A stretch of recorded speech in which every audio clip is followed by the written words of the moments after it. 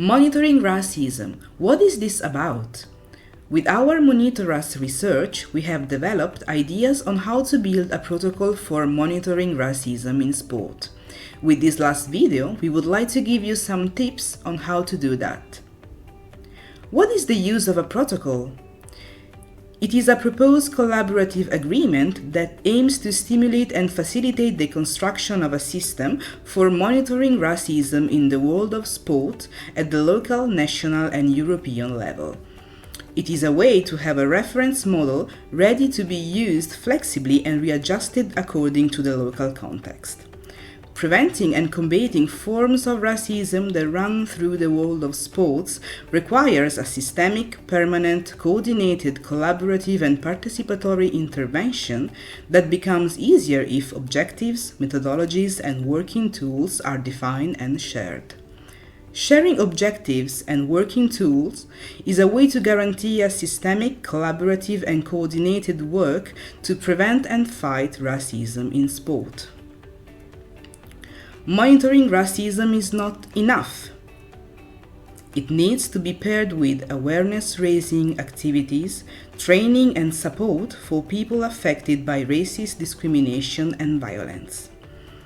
Let's go back to our protocol to monitor racism in sports. First step, mapping the local context. A first preliminary step would be to map all the entities in your local area that could make part of your monitoring network.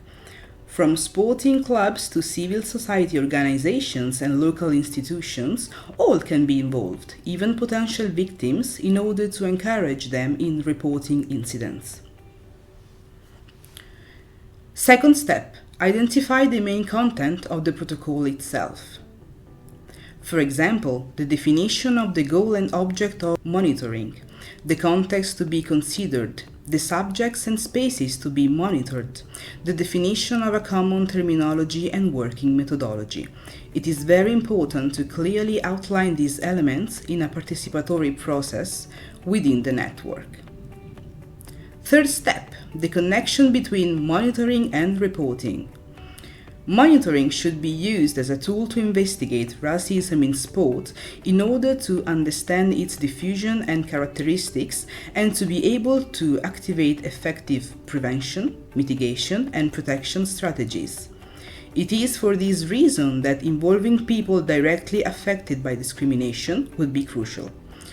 To involve victims, safe spaces where reporting racism are needed. It is important that targeted people feel that reporting is worthwhile and safe. Fourth step, sharing terminology and methodology. Let's move to step 4, which would be agree on a shared terminology and methodology for the collection of information. It is important to share definitions and a basic classification system that can be used easily by all members of the network monitoring racism. Last step, a joint effort for change.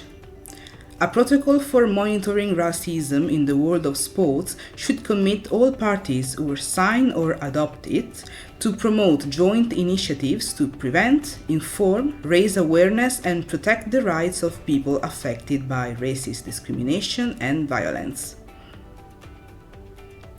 So, do you want to know more? Check our proposal on the MONITORA project website or here.